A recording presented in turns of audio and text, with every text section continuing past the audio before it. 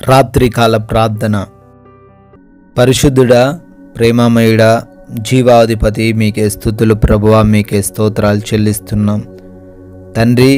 ఉదయకాల సమయం నుంచి సూర్యోదయం మొదలుకొని ఈ సూర్యాస్తమయం వరకు ప్రతి క్షణము మా అందరినీ కాపాడిన దేవుడవు నీవు మాత్రమే నాయనా.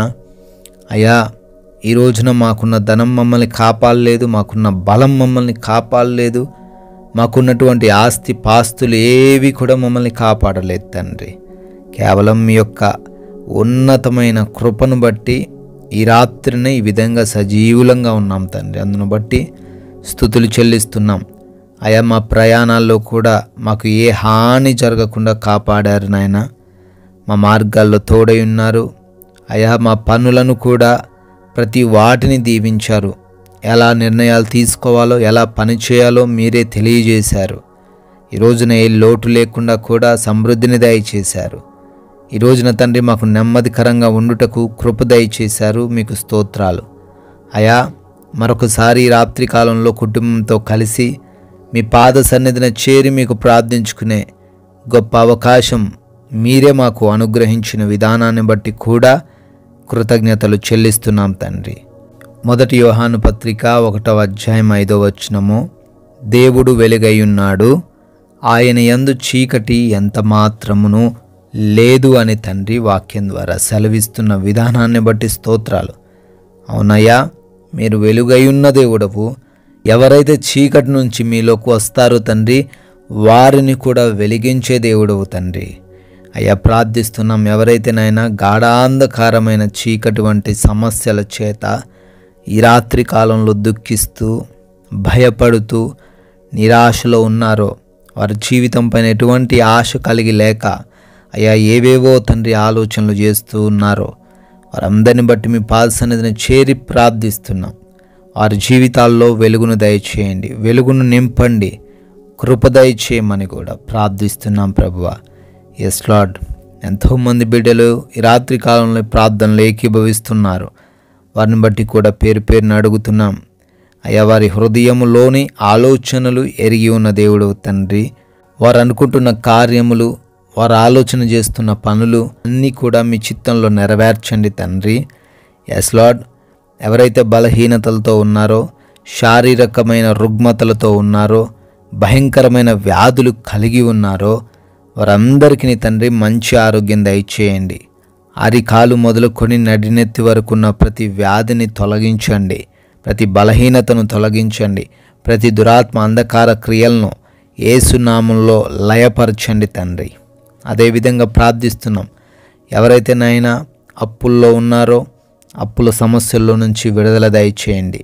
అప్పు తీర్చుకునే దారిని తండ్రి వారికి తెలియజేయండి. వారి చేతుల కష్టార్జితాన్ని ఆశీర్వదించండి.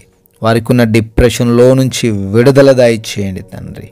అదేవిధంగా ఎవరైతే కుటుంబ పరంగా తండ్రి అయా సమస్యల్లో ఉన్నారో, విభేదాలతో ఉన్నారో, అయా కుటుంబం విచ్ఛిన్నమైపోయే స్థితిలో తండ్రి ఉన్నదో, ప్రార్థిస్తున్నాం నాయన. ఆ కుటుంబాన్ని కట్టండి.